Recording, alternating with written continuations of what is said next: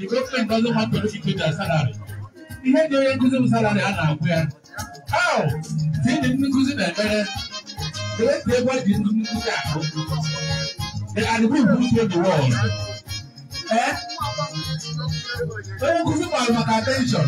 All my attention. Number two, all my imagination. That's what they are giving me here.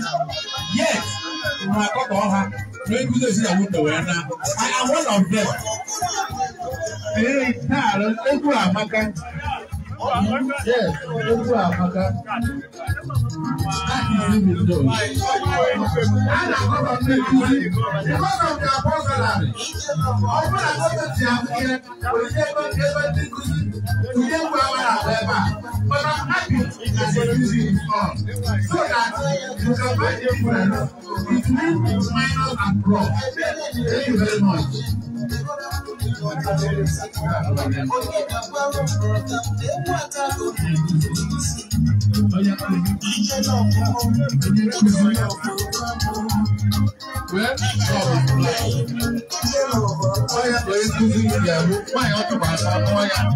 Any type of food he will marry her.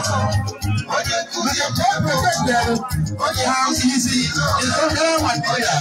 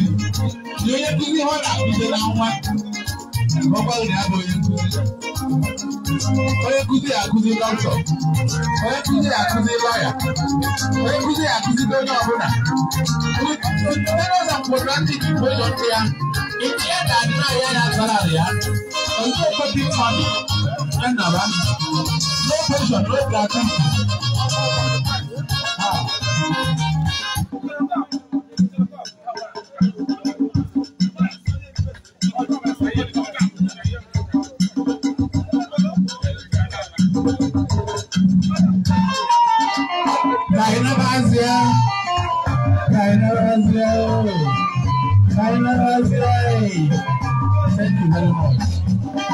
Sometimes music will blow your head. Sometimes music will blow your head.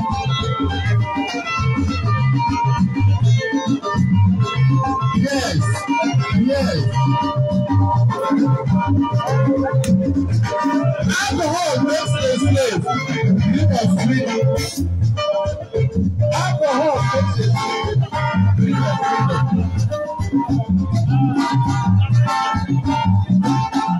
Yes. Yes.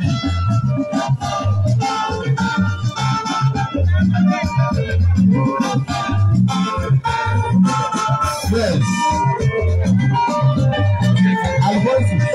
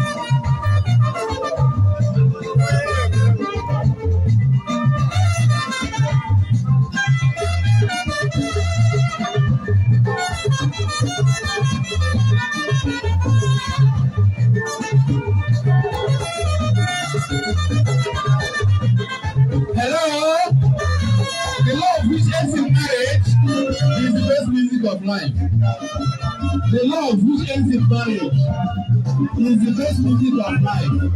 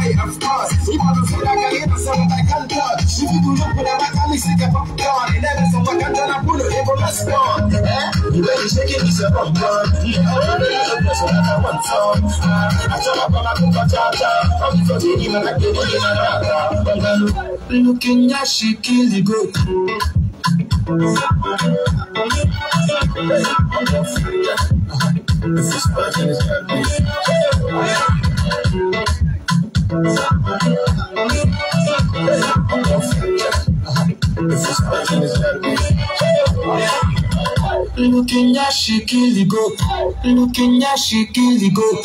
Looking at she kill the goat. Looking at.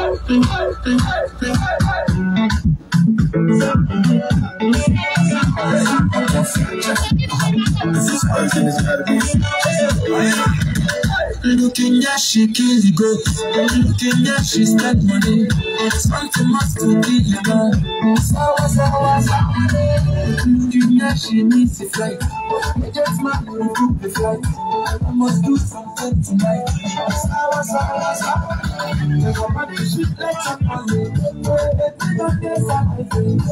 Let's go somewhere perfect. Looking at you. Looking at you.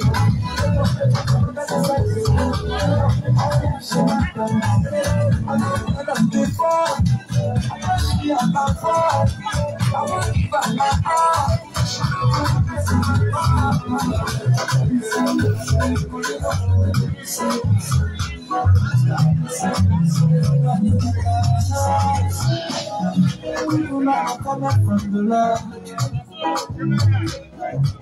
they never see up for market. Woman is a blessing from above. I thank problem for market. Actually, when you not try to this as you then you when you not try to this always loving everybody, no discrimination. What I did, no competition.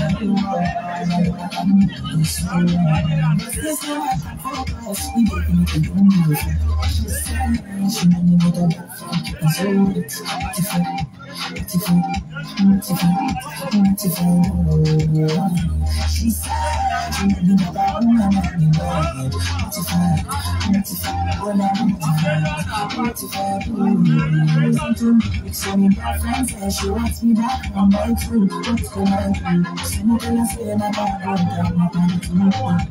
I'm so sorry.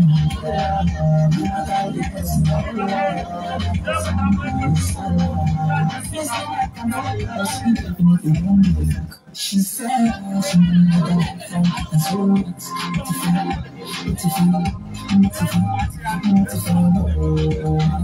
She said she needed that woman.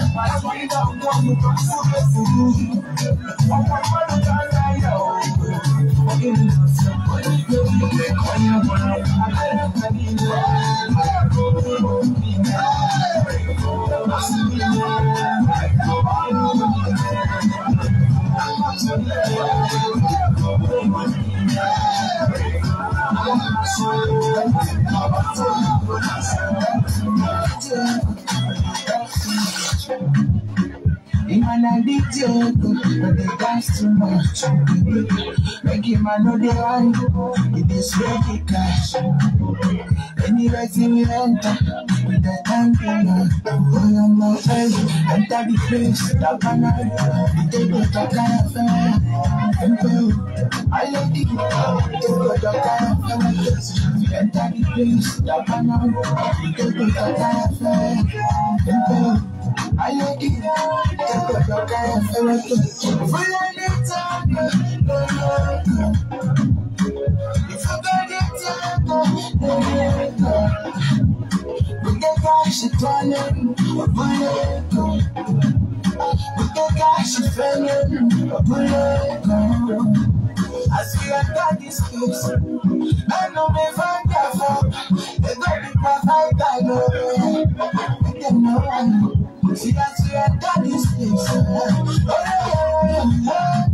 everybody can be admit. Soon as I get the money, I'm sorry, forget. They don't be unnecessary. The joke, if you get money, forget. They don't be unnecessary. The joke, I'm sorry, if you got it, with the cash, it's running, a bullet. With the cash, it's running, a bullet. If you got it, if you got it,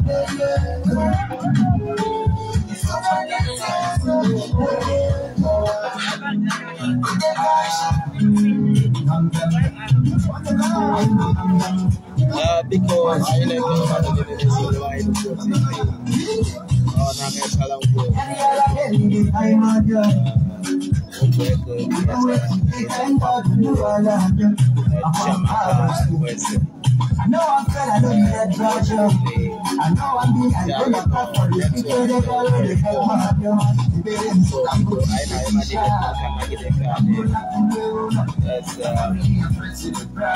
channel, my life on Facebook, on Funny, this is YouTube. Check your Facebook.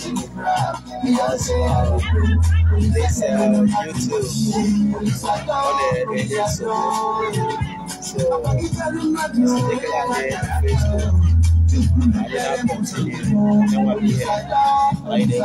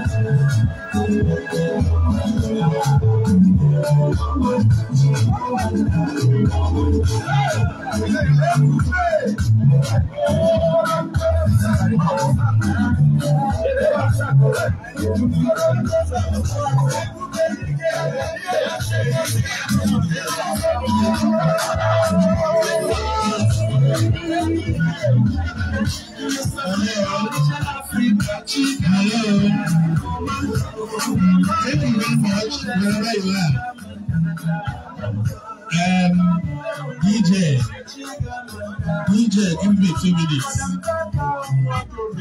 Yes. Because onye ọbụla bịara ebe I is na the crest of what is happening. When we look at the name of the girl who's being married today, we have a prefix before her name, and that prefix is DR. That DR means doctor, and at the same time, an suffix. How are we trying to make our children to have that prefix and suffix? And very, very important. After our name, they prefer that from Madu. When you can now DR, it is doctor. MRS, Mrs.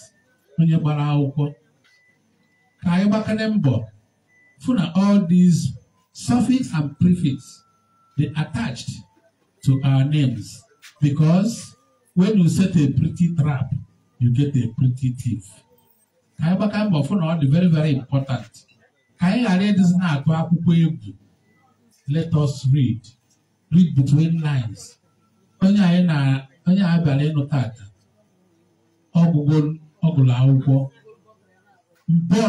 midnight oil to make sure that she is where she is now. And that is why the parents set a pretty trap for a pretty thief. That's why when we see that they are not following what they should follow, we direct them on a right track to follow, so that their end will be very, very attractive. Yeah, here the way break this so the right track, especially directing our children on the right track to follow. Food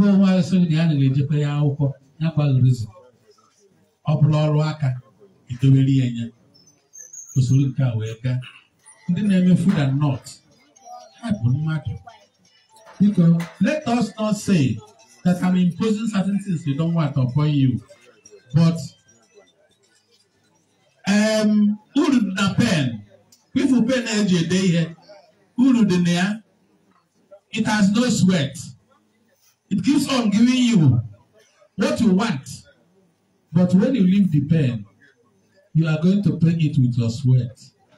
And that your sweat will continue to go on. This is about my 35 years in this town. They are now improving. It is no longer what it was before, when children are fearing education. Education has been scattered in Ngwo. Pick the one you like, and you go on with it.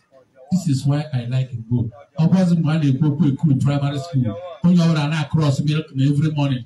But here in Ngwo, we have many schools to go by. You see any Agu tulagwa. Mania maro no tulagwa. Eke tulagwa. Mano maro ne tulagwa. Kama no ele kriteke. Maneke tulagwa. Therefore, undu Ngwo, undu tulagwa, undu amaro. You see the praise the living God.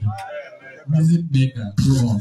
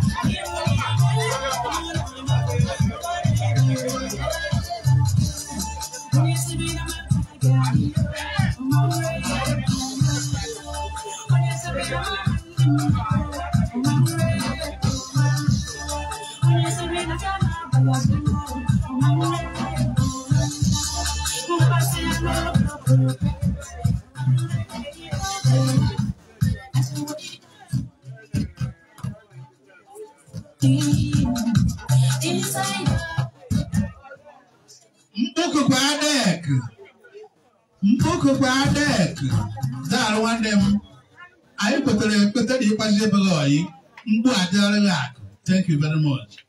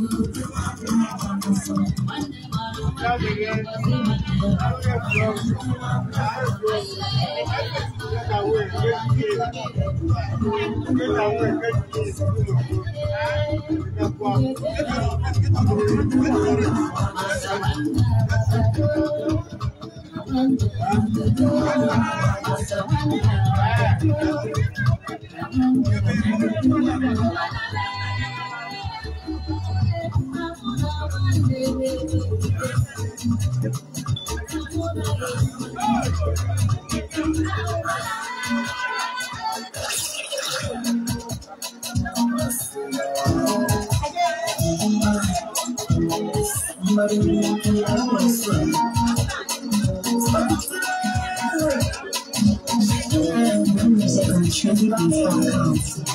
are the superstar, no say you leave me close. As you follow that man, you say you ready to lost. As time they go, no remote to cross. As the warriors are trying to cross my nose. Hello, DJ, help me. DJ, help me. Pico. Hello. We item number 9. Item number 9. Oh, well, I'm entertainment.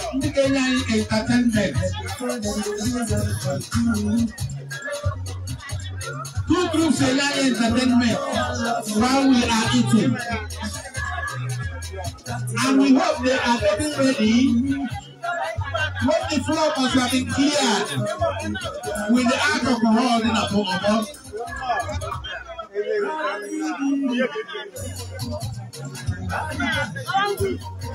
Ekene and his group will come.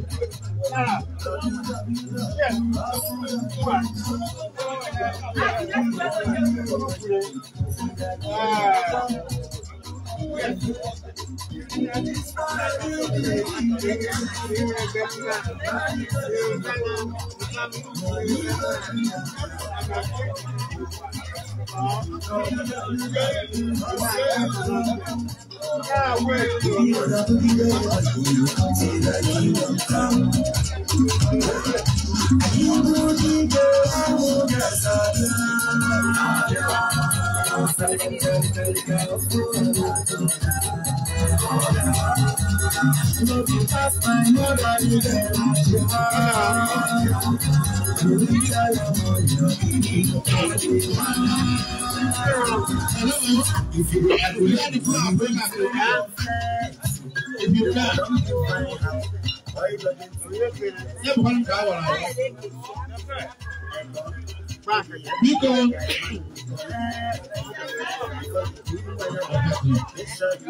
we can put for you. Because you and I'm for you. You understand?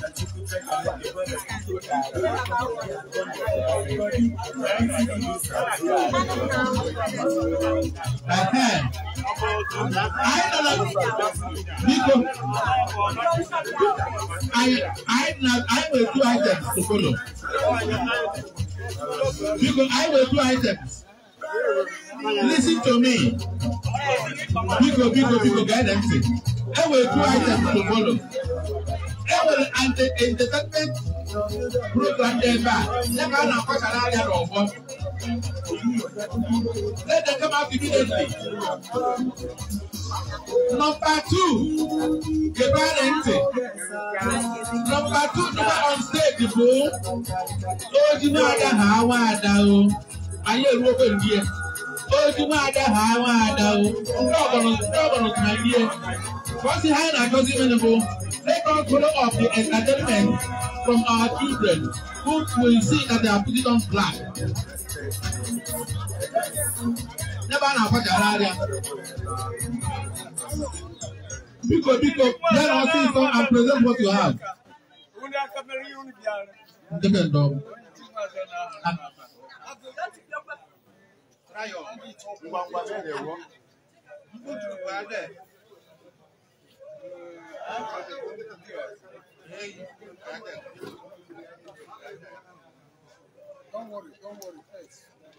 Don't worry too much. We are waiting for you. On your personal as immediately as it is immediate. Come out. What's an idea?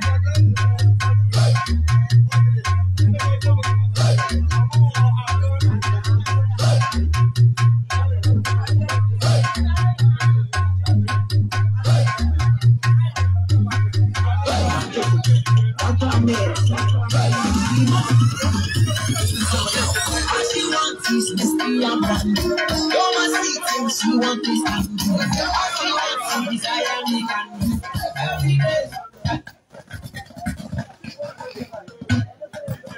because the group, are you ready?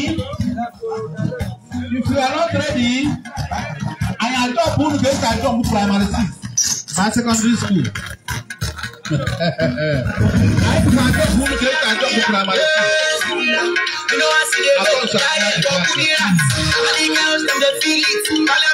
see everybody wanna test it.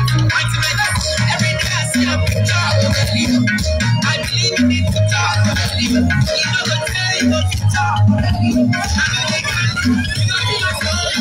For the girls, for the girls,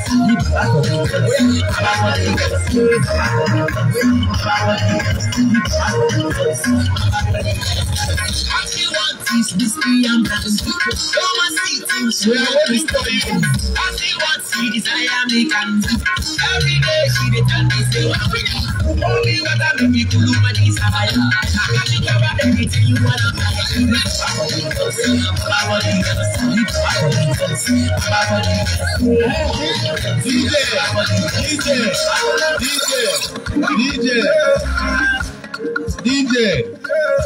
DJ. If they to operate with your music, let us know. If they are going to operate with your music, if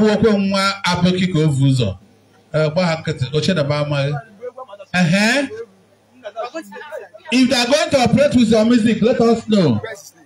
Upon how Jack have produced their music, let them do.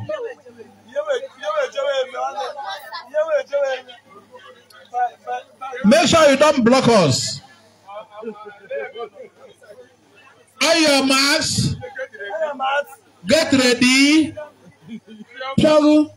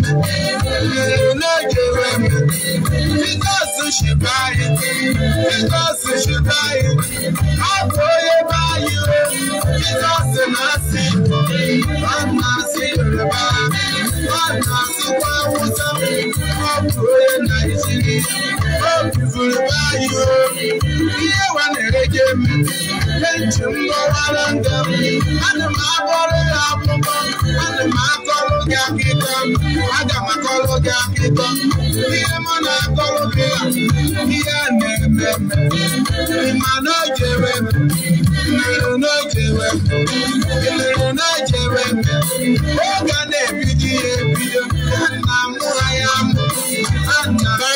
this year, 3 of them are going to wear their wedding rings. Say amen.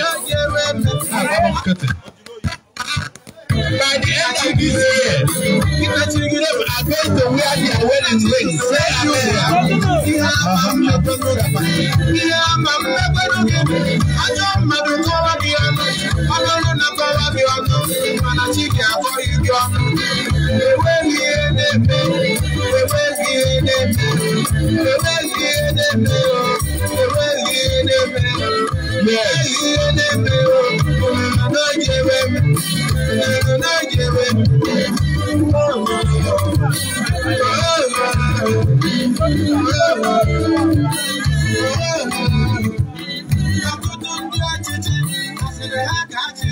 When I look at them, I feel 20 years younger. If I can, I feel 20 years younger. Thank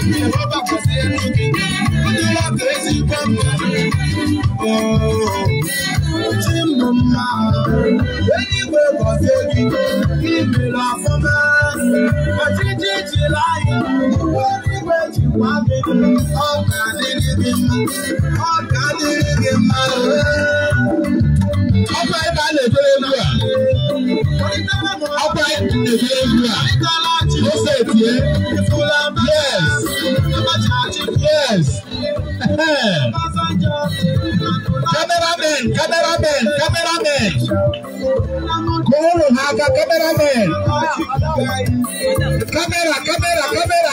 for continuity.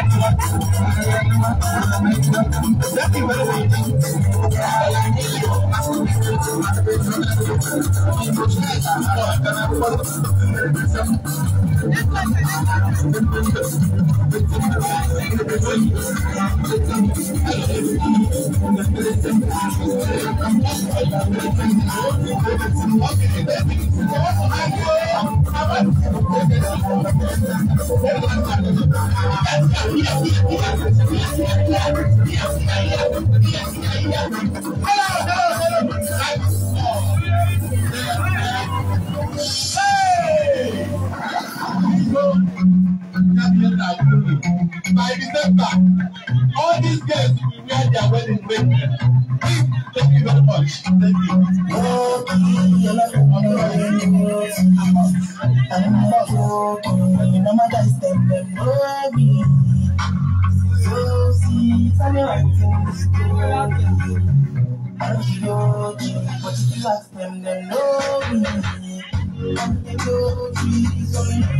DJ, I have the new final greeting.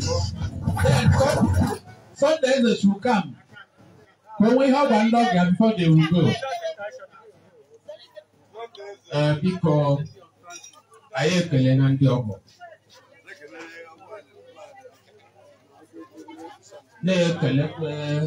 Ndị bịara hụ maka alụmọ nwata nwanyị ọnụ nwa.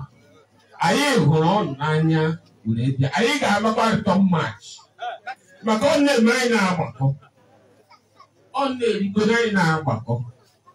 Ọ mewo ugwu na-acha nze n'ụzọ. Ana m ekwu kparakpara.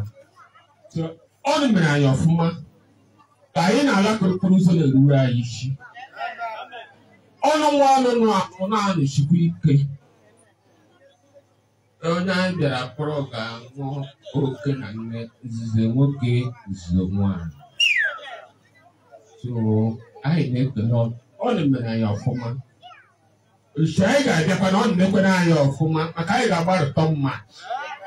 Maka e nwere ndị anyị lerekwa ọwepụ na ndị akwa egwu. Anyị ekele na chief ugbo dere gị ugbo anyị ga-ewere egwu ebe anyị si gote ya. Anyị na okporo ụzọ ruru anyị isi n'aha Jizọs. Ọ na-ewe Igbo na-acha ọzọ okporo mkpamara. They are going away. Ndị bịaba anyị ndị ụka anyị na-ekele unu ekelekwa Chineke ya nọnyere anyị ọbịbịa unu bịaba anyị bụ udo na ọṅụ. Chineke bịa nọnyere anyị wee weta ọbịbịa na ọṅụ bịara isi njedebe n'ụbọchị nke taa. Anyị na-ayọ onye nwe anyị ga-adịrị unu udo na ọma dịte unu n'udo ya unu ka a na-anụ n'udo na ọṅụ. Akwụkwọ ndị na-afụ n'udo na ọṅụ n'aha Jizọs Kraịst. Chief Amachalla, thank you very much.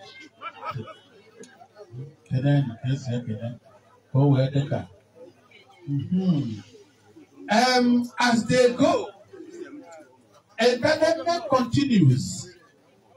When we had nothing about okra diet of the eye. Oh, we have okra diet of the eye. So the eyes will be entertained from now, as well as our digestive system. Two of them should be entertained simultaneously. Elimination by substitution. Iwefu isuchi ọzọ. So na hasten that they are coming for a return match, or we return the match. Some other entertainment that will be going on, where we shall be doing our own personal item 7. Upon I will item 7, I never see. Upon order, I am part of what you want. I need the answer. So when they go, we continue. Makanoya no be yen and revenue day. Always the good name or they make us some day. Thank you very much. Music maker. I hope we entertain people that will come. When we are entertained, we clap for them. Thank you very much.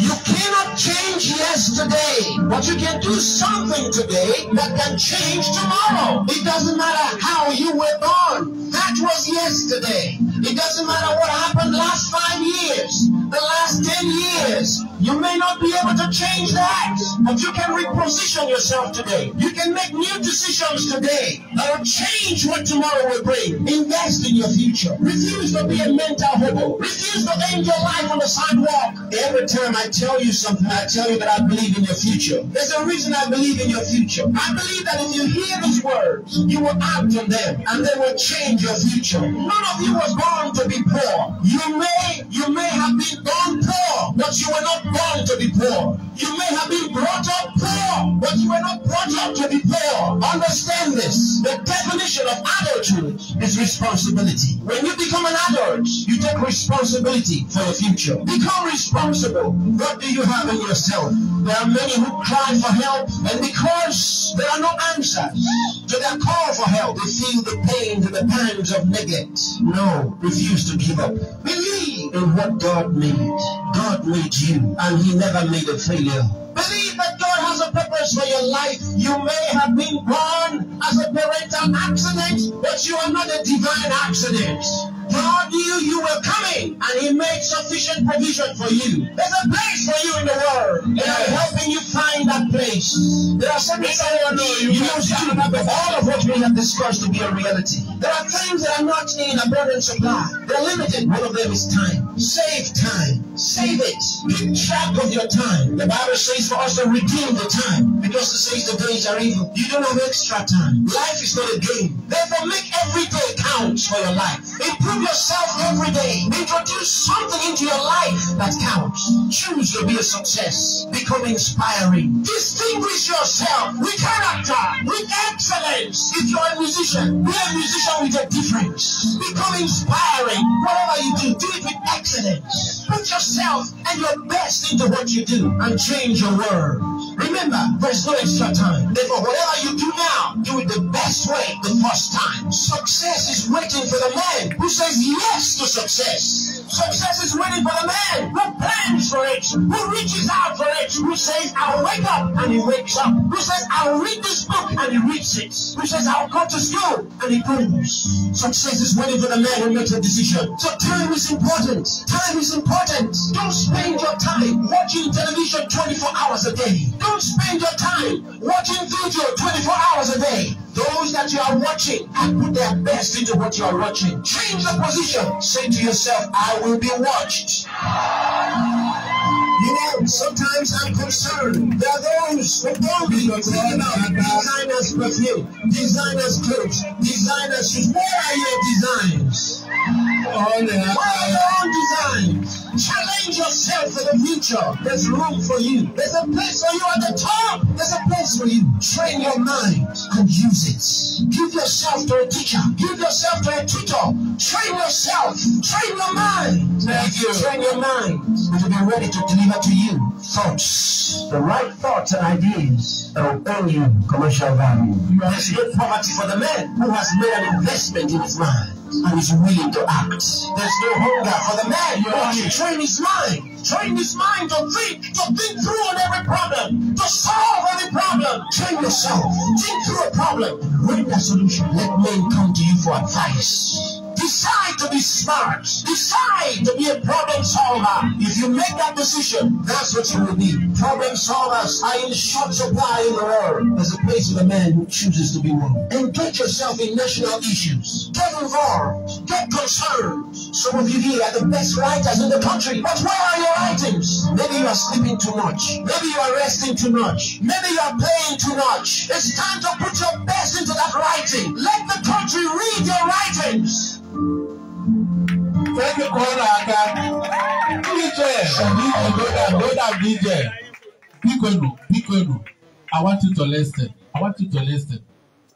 We are too much interested on a pastor preaching from a pulpit. But I don't think there is any pulpit greater than what he did.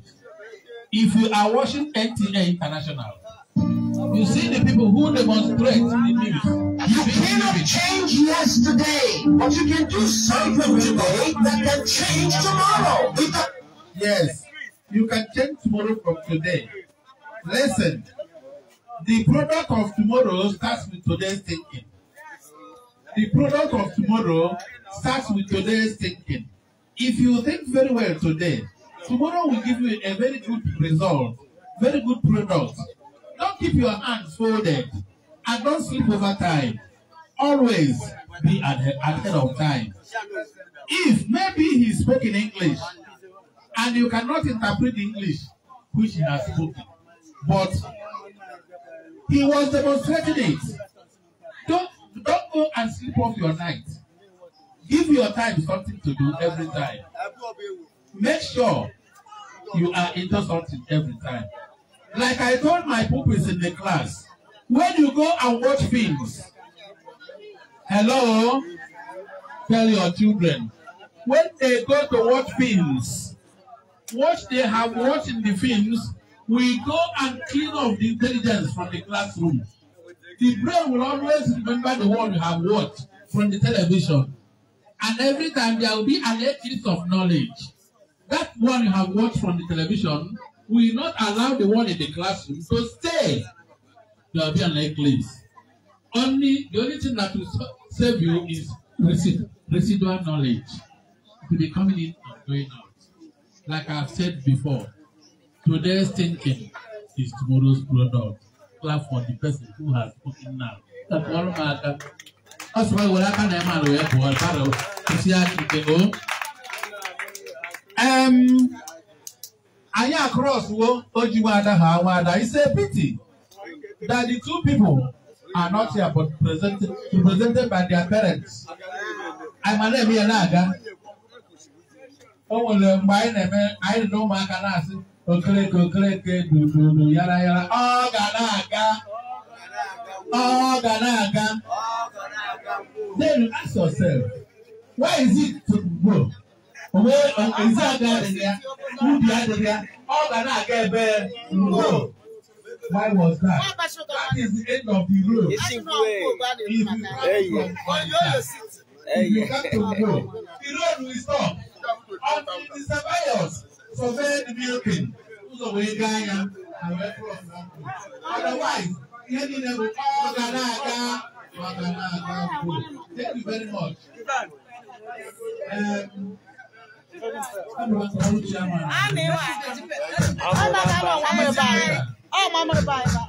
Music maker. Make me your music. Take me your tune.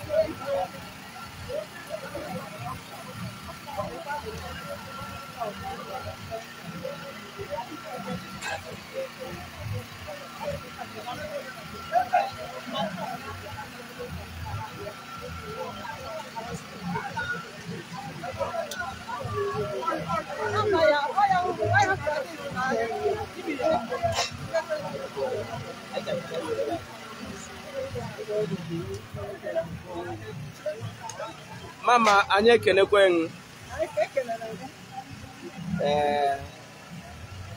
Ka akakara anyị ehwan. Kara anyị onye bụ.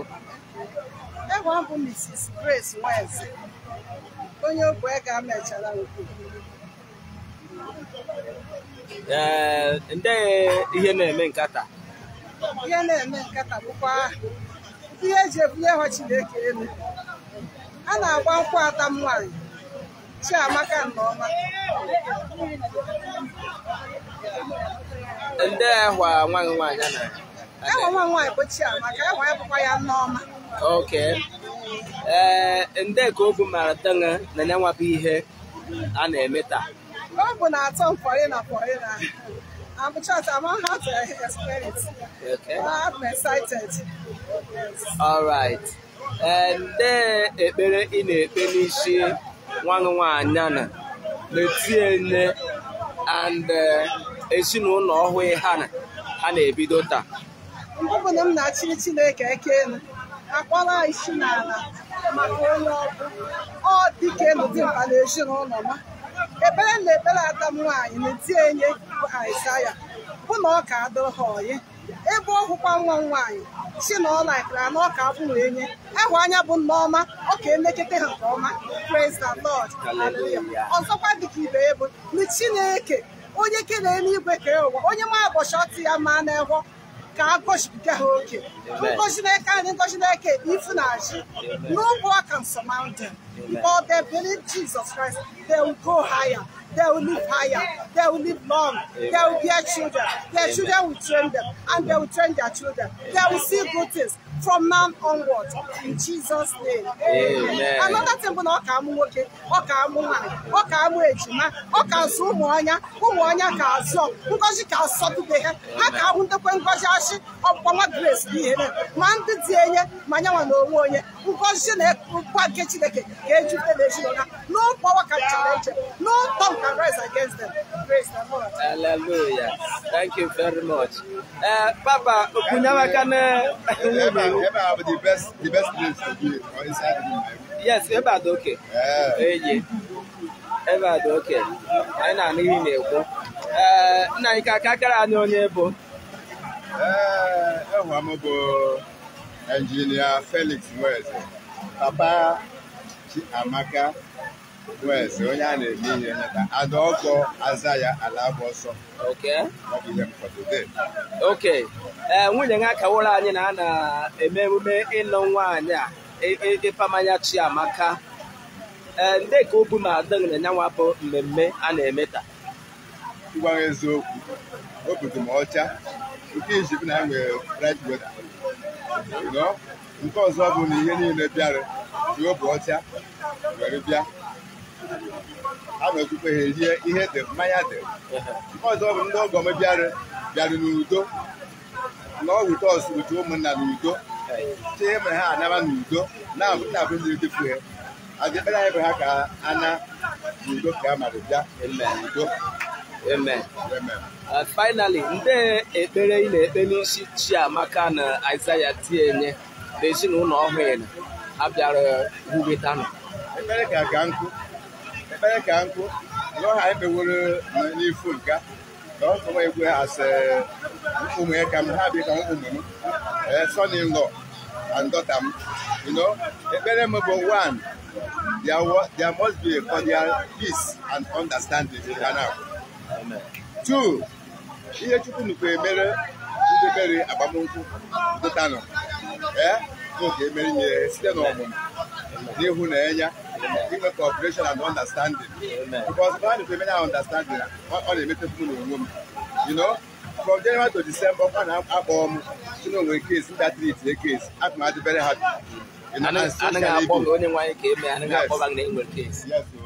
Thank you very much, sir. Thank you. Anyị ekene. Ndeke nke bụ nka nọ, nke bụ Amachalla Obiagu Nweze Nwagbo. Okay. Ndị ide na-efuneteri ihe. Ụmụ nwaanyị anyị na-arị nekwa nwaanyị tie onye ọnwụ foto ewu ka ọ lọchụrụ. Ọ bụ ndị anyị na ndị ide na-efuneteri. Mama neke na anya. Mama bịa ka na nwaanyị ndị Obiagu na-anụ. Ejighị nye example. Anyị sị ka ụwa hụrụ example ọ mere nyere. Kakakara anyị efanye Mama no Gloria.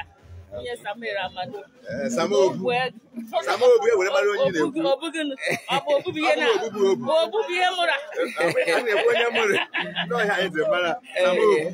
Anyị chọrọ ịma ihe bụ ekpere gị n'isi Chiamaka na-etinye tanụ. Obi jupụtara n'ọnwụ na m na-eri na anwụ na-abafu. Ọ dị na ehe ka ọ ma kwuo. Ijere ebutetere anyị ihe. Ọkwa ịhụrụ n'efu na Obiagu mere owe oyi. So Jehova dịrị anyị mma. Ndị ekpere na-ekpe. Chineke onye mere ka ọnọdụ n'udo. Anyị ọ bụghị ihe ịkwa akwa na ọ bụ ihe ịnwe ọnwụ. Anyị na-asị Chineke gọzie unu ndị nyere anyị rie nwụọ. Na-asịkwa ka eluigwe weghachiri unu ngọzi ahụ n'ụzọ pụrụ iche. Ọmụmụ anaghị akụ unu. Ego eji azụ anaghị akụ unu. Ihe nweta niile unu chọrọ jewe n'obodo unu. Jehova ka agọzie unu. Dukwere unu n'aha Chineke n'udo na-enweghị nsogbu ọbụla n'aha Jizọs. Amen. Thank you very much. Thank you. Ndị anyị anyị ekenekwe unu.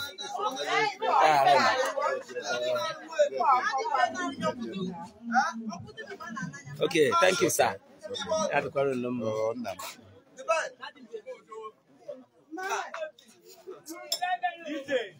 Now why you?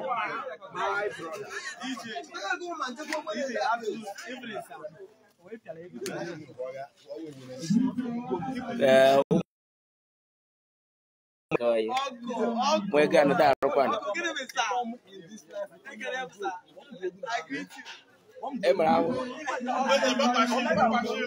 Darren.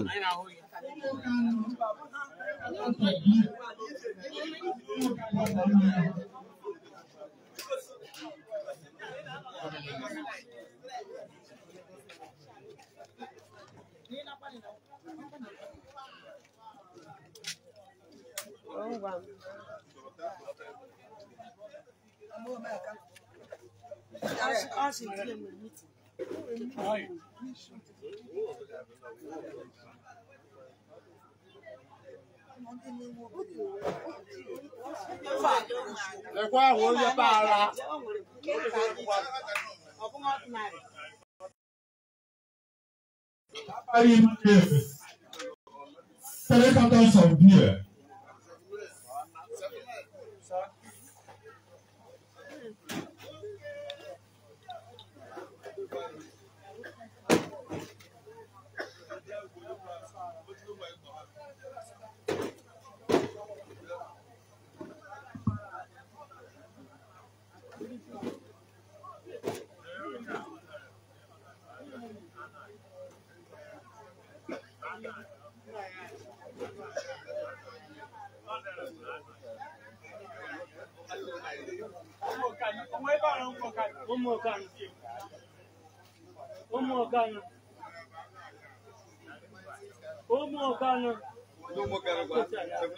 Biko ndị ụmụkanụ ndị na-apamanya unu iwepụta ndị mụrụ bekee manya ha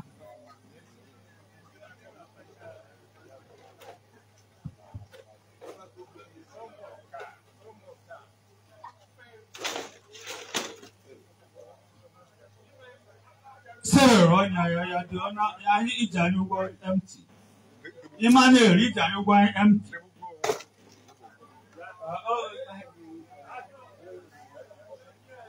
ọna ndị ọna dị ọpa 3 cartons of beer ọna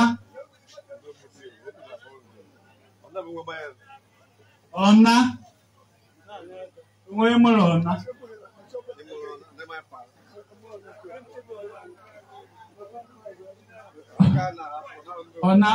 nwanne bongo onwe ka mụ ha new creature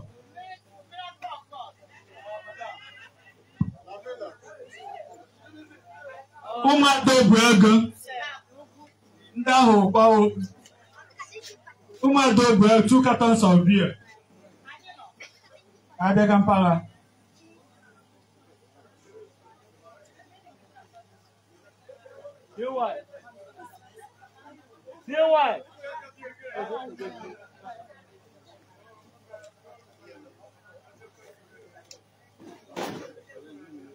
Ọzọkwa bụ ndị anyị na-anụ nwunye anyị ndị nwunye anyị dampa 2 cartons of beer. Anyị nwere malt, no malt here.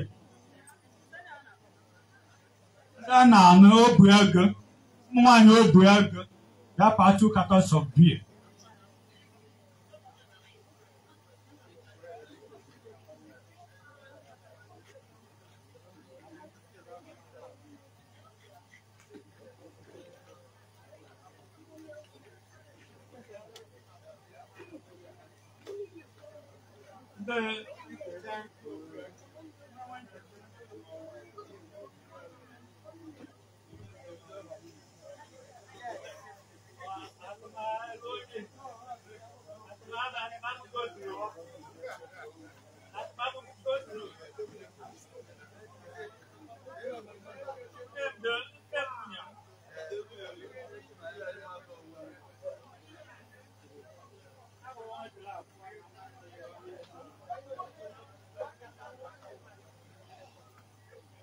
Ikwu na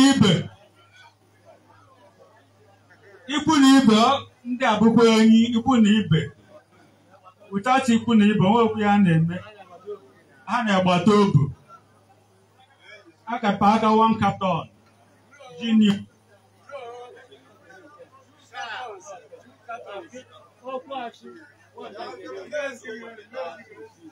ikwu na ibe bụkwa 6 Abu muke yara ọya shi mere.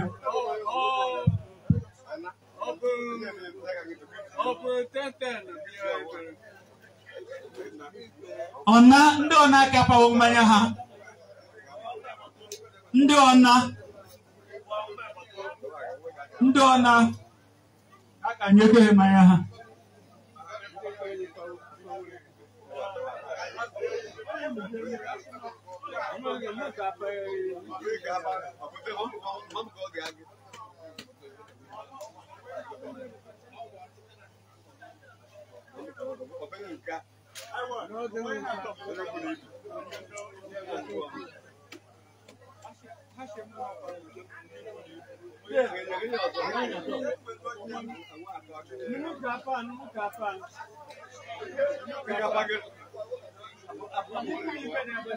Doctor who?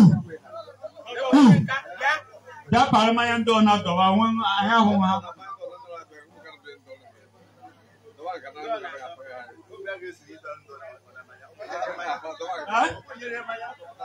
What? Yeah, I know Makoba.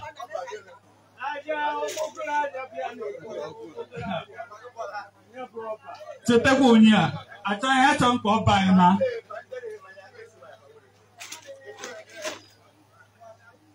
Okay, see why? I get that one.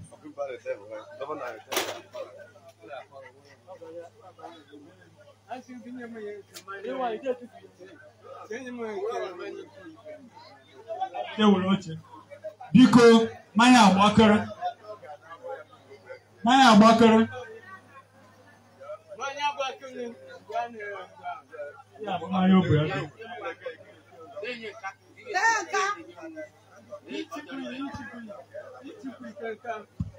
Ya DJ banya anyị egwu. Wee ṅụọ amanya.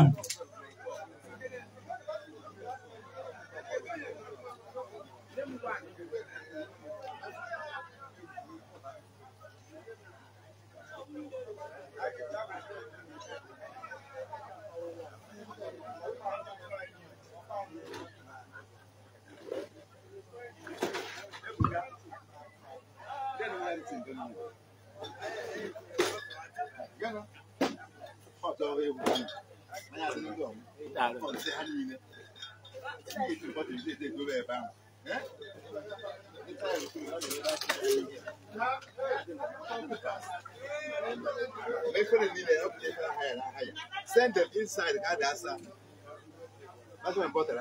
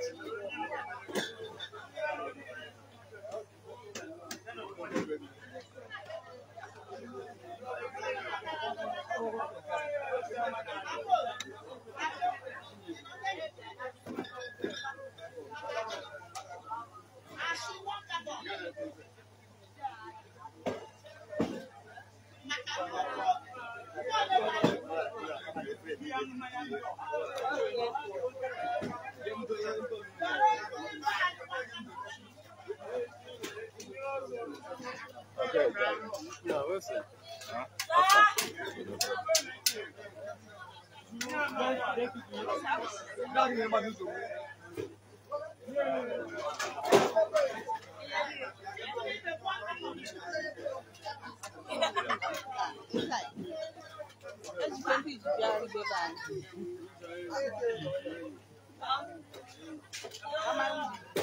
You know, you need to buy since.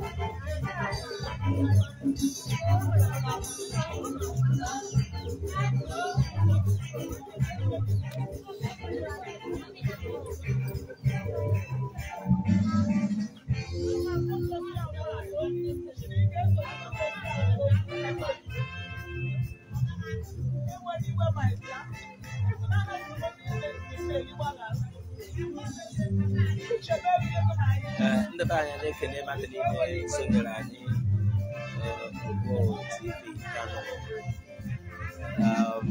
Obiagu Amachalla Ngwo anyị nọ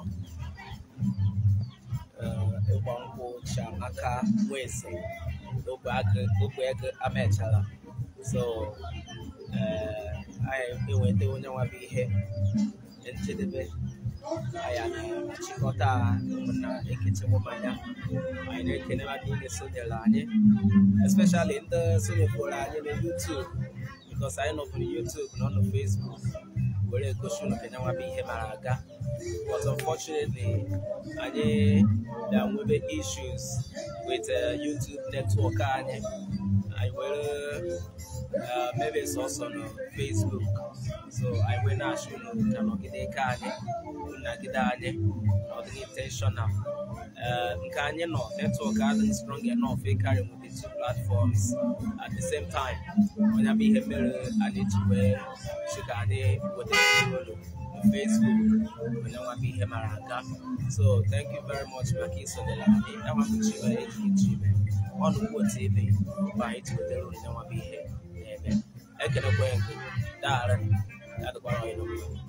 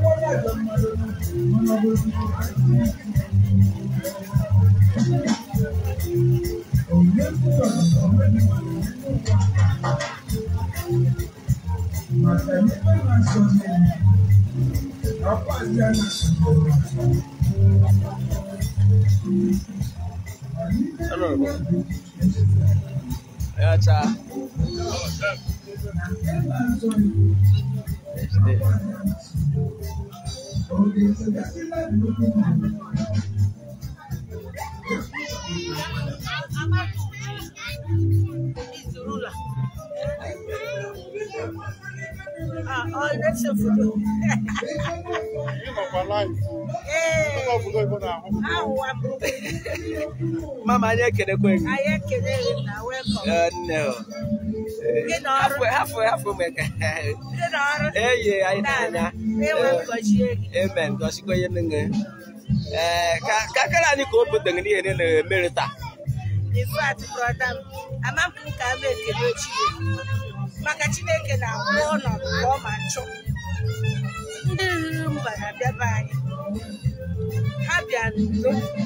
Emete Roy. I will wrong an hour. I want to have you.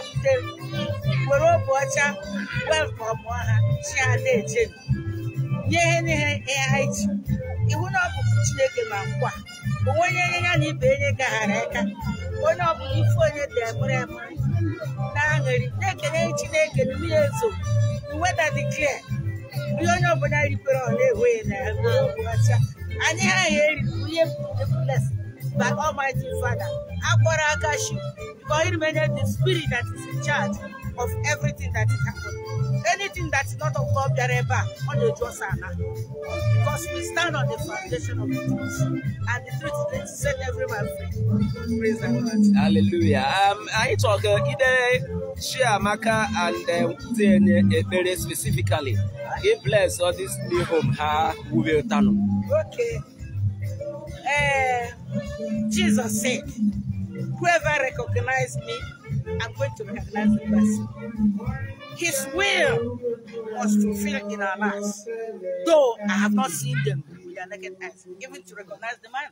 But my sister, Chiamaka, remained an obedient and a humble child. I trust him because I know what she can do. Even the man that is marrying her, we have a joyful heart that is have married the wife of his choice. My prayer to both of them that whatever they desire from home is going to be given to them. Amen. If they want twins, 2 boys, 2 girls at a time, amen, it's forthcoming. And because the word of God says, he that came from above is above all things. Nothing is impossible for him to do, no matter it times. But it's going to come to become the reality of what the Lord said. I'm wishing them good, lucky marriage from today henceforth. Praise the Lord. Hallelujah. Okay.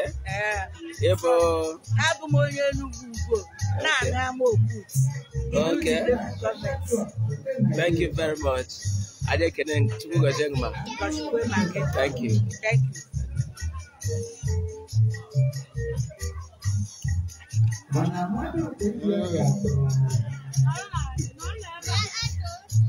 Are you saying can I sir?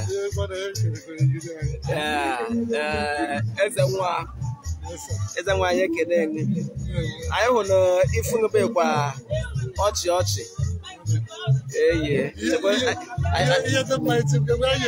etinye ugegbe ekiri na daalụ na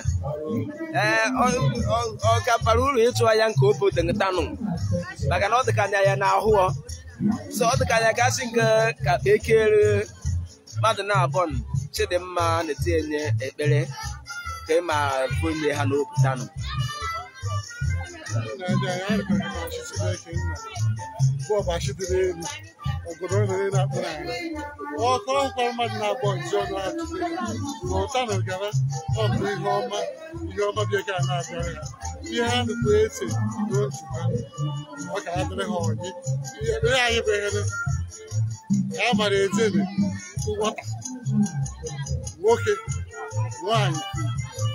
anyị anara abụ ụba ihe anyị na-aya Chineke nye udo na aṅụrị iji bụrụ n'udo uche na nwunye anyị na-asị Chineke amen.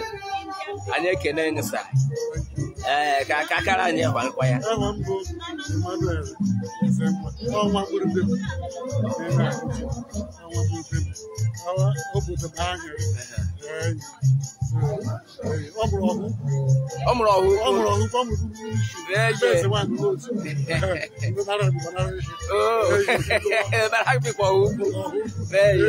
Thank you, sir.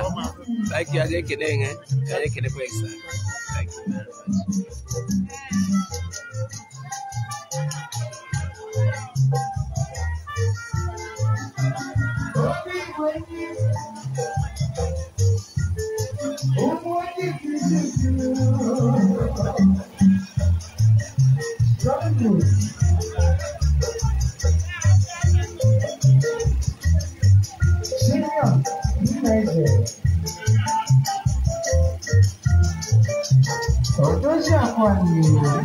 National Seller.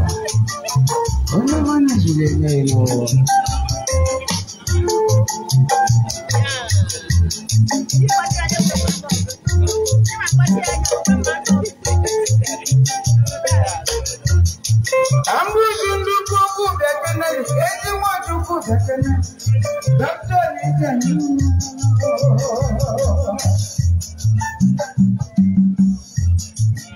National Financial Secretary, Morning Star Social Club, Nigeria.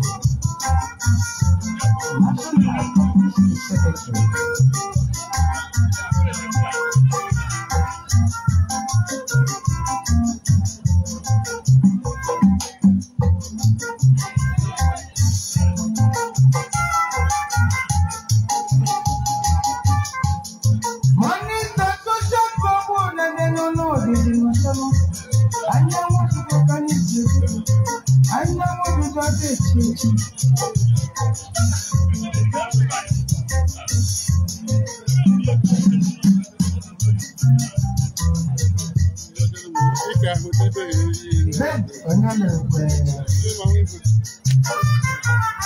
National Social Organizer.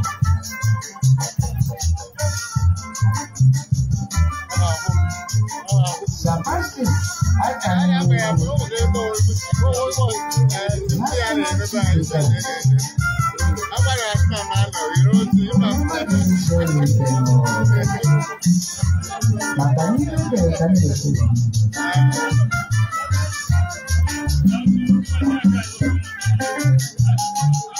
All right, in the Banyane, can you play Martine National Dana? Maki Sonia and Nkwụ TV. Na kanye mara ewetara na nwa bihe ka ọ mara aga n'okwu ego Amachalla Ngwo o wee bụrụ ịgba nkwụ Chiamaka Nweze na obe ego Amachalla Ngwo tanụ bụ Friday 4th November 2022 ọnụ Nkwụ TV bụ anyị ji weta nwa bihe anyị niile na-ejike ka ọnụ na-ekpe ekpere n'isi ha na-achị n'ekpere niile na ha na onwe ha na-ekpere onwe ha ma ihe ndọmara ha ma ikwu na ibe na-ekpere ha kute ezigbo ekpere na ha niile ga-abịa na mmezi n'isi ha Chineke ka agọzie ezinụlọ ha Chineke ka enye ihe niile na-eme ezinụlọ ụtọ anụmdi na nwunye ha atọ enwe nkapa Chineke ọnụ Nkwụ TV bụ anyị ewetara nwa ihe ka ọ ma aga anyị na-asị daalụ maka isonyere anyị biko once again anyị na-atenda our apology for ndị na-achọ isonyere anyị na YouTube na-elekwa anya na ahụ na ọ na-eflo oyi nyanwa bụ YouTube app because now you know network challenges with YouTube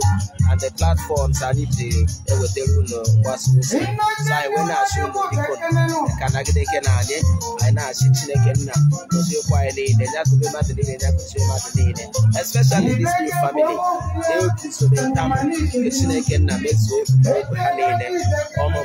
here we go to a history what I slow the happiness okay they meant to have now and always Jesus Christ only one.